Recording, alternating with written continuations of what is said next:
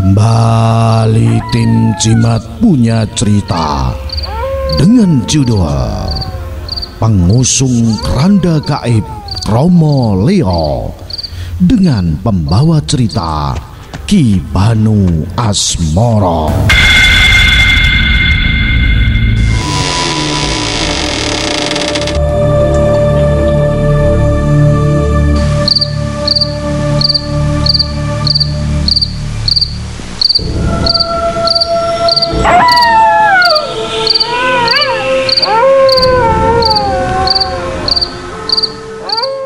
Selamat malam pendengar Jimat Istana FM Bojonegoro.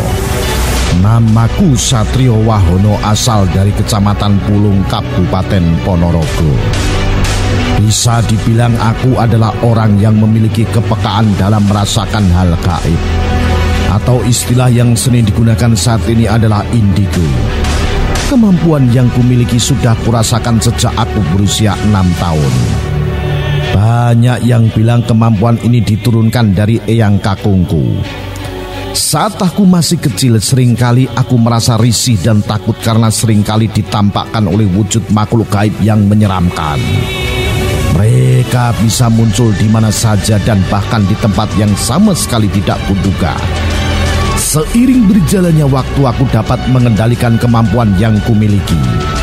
Atas bimbingan Romo Kiai, aku dapat memanfaatkan kelebihan ini untuk membantu orang-orang yang membutuhkan.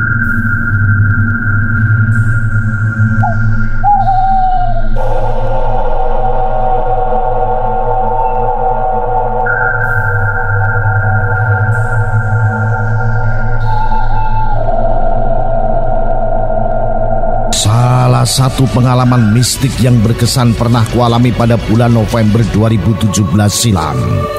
Saat itu aku sedang singgah di sebuah kota yang ada di Jawa Timur.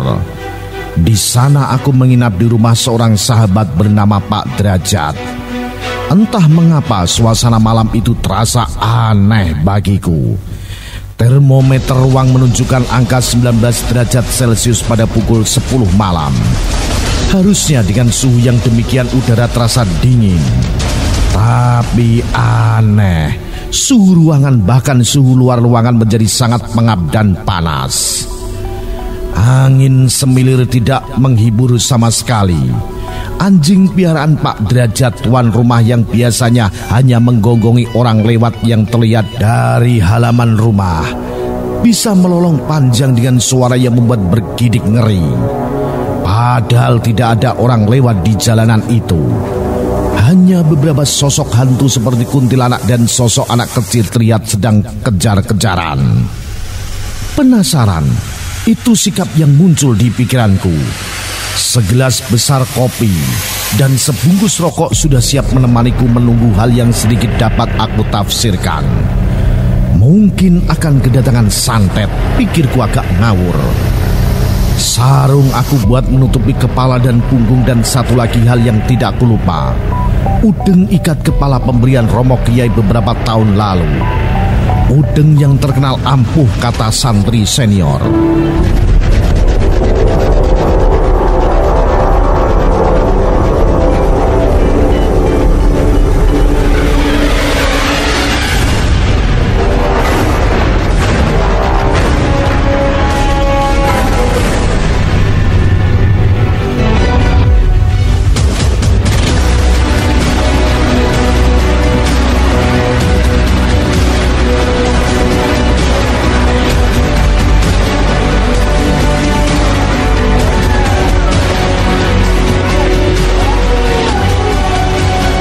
Tidak terasa jam di Semat pun hampir menunjukkan pukul 12:30 malam. Angin semilir menggoyangkan dahan pohon belimbing di ujung halaman. Entah apa yang waktu itu ada di dalam kepala, yang pasti membuang putung rokok yang masih separuh ke jalan depan rumah.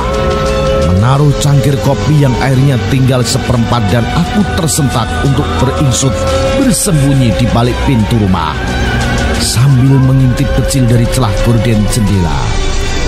Tidak lama kemudian terdengar suara gemerincing seperti lonceng-lonceng kecil yang ada di kaki penari remo.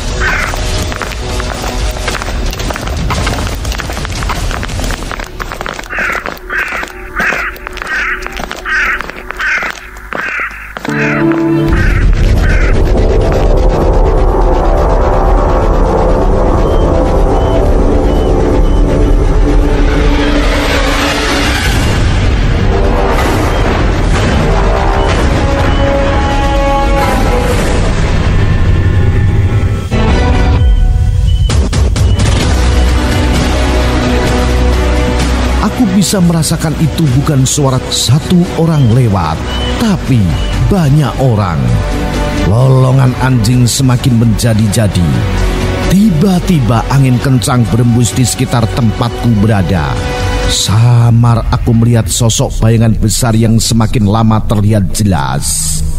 Gerombolan makhluk-makhluk bertanduk besar, mirip tanduk kerbau, tapi berliuk-liuk seperti bilah keris. Ada yang memiliki 1, 2, bahkan 3 tanduk.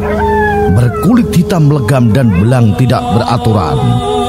Yang membuat aku tidak suka ketika mereka yang terdepan memanggul keranda dari bambu ditutupi kain hitam polos. Tapi panggulan belakang dibiarkan terseret ke tanah, menyapu jalanan. Mereka berhenti di puntung rokok dan segelas kopi tadi. Mungkin mereka sadar bahwa tidak lama ada manusia di situ, yaitu aku sendiri. Aku percaya kuasa Allah Subhanahu wa Ta'ala. Aku berdoa memagari diri dan mengumpulkan segenap nyali yang kumiliki. Ku buka pintu. Assalamualaikum, sapaku kepada mereka. Para makhluk menyeramkan itu menoleh. Secepat kilat mereka memandangiku dan kemudian saling tatap satu sama lain. Terlihat matanya merah dan ada yang polos putih. Dari dalam gerbang aku mendekat, tapi hanya beberapa yang melangkah mundur. Sosok paling depan dengan tanduk 3 mungkin dia pemimpinnya. Sampai niki sopo? Tanyaku datar. Makhluk raksasa bertanduk 3 itu mengeram. Bojleng-bojleng menungso, jenengku Kromolyo. Suaranya terdengar menggelegar dan menyeramkan. Aku berpikir sejenak. Setauku dalam dunia mistik Jawa nama Kromolyo identik dengan pagebluk atau wabah yang membawa kematian bagi manusia.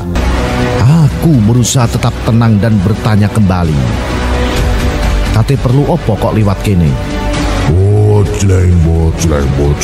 Oh, aku arep njupuk nyawa. Nyawane sapa? Bojleng. Kabeh wong sing urip sak penake dhewe ora gelem tulung tinulung marang liyane karo seneng nindakno penggawean kang ala. Ben kutha bakal tak parani. Sosok itu menunjukkan ekspresi penuh amarah. Sampean ngerti yo? Nyawa. Sampean gak melok duwi. Aja sembarangan mateni wong. Masya wong iku uripe akeh nindakke pegawean kang ala. Aku berusaha menenangkan Kromolyo. Bojleng. Iki wis dadi tugasku, kabeh wis ketentuane sing gawe urip.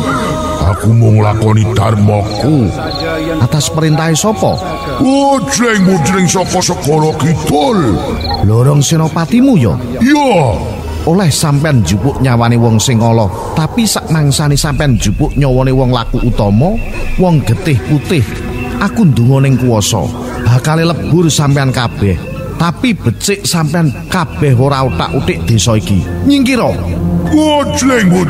Dasare opo kowe wani ngusir aku, Atas dasar aku khalifah sing tumitis ana alam padang.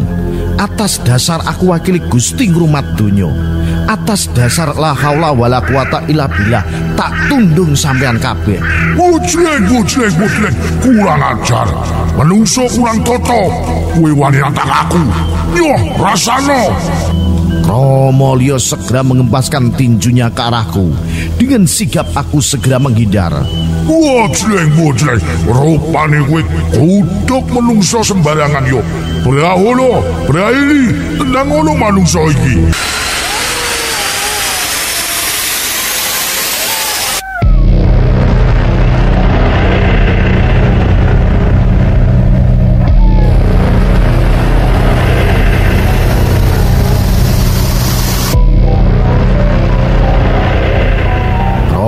Kromolyo segera mengutus 2 anak buahnya untuk mengeroyokku. Aku bersiap untuk meladeni serangan mereka. Dengan bekal amalan dari Romo Kyai, aku berhasil menundukkan kedua tangan kanan Kromolyo. Aku kunci tubuh mereka dengan ajian rantai besi, sehingga mereka kesulitan untuk bergerak. Kini tinggal aku berhadapan dengan Kromolyo. Segera makhluk itu melesat ke arahku sambil mengayunkan senjata seperti gada. Aku tampak kewalahan dengan gerakannya yang membabi buta.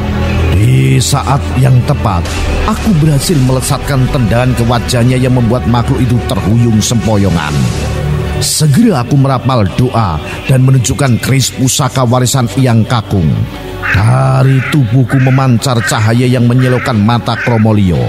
Saat aku akan mengarahkan keris itu ke tubuhnya, sontak Kromolyo berteriak, Bojleng, ampun, aku ngaku kalah. Aku segera menghentikan seranganku dan memasukkan keris pusaka ke dalam tubuh. Wes, saiki podo nyingkir saka kutha iki. Kromolyo mengangguk. Serentak dia dan anak buahnya berbalik arah meninggalkanku. Loloingan anjing Pak Derajat semakin lama semakin sunyi. Keesokan harinya aku menemui salah satu tokoh masyarakat yang ada di kota itu. Aku memberikan saran kepada beliau agar sering menyelenggarakan kegiatan religi dan ruatan untuk menghindarkan masyarakat dari ancaman yang bersifat negatif, sekaligus membenahi generasi muda yang saat ini tengah dilanda krisis moral dan tata krama. Insya Allah dengan doa dan perlindungan dari Allah Subhanahu wa Ta'ala akan mampu menghindarkan diri dari bala dan bencana. Salam jimat, salam misteri untuk semua. Au.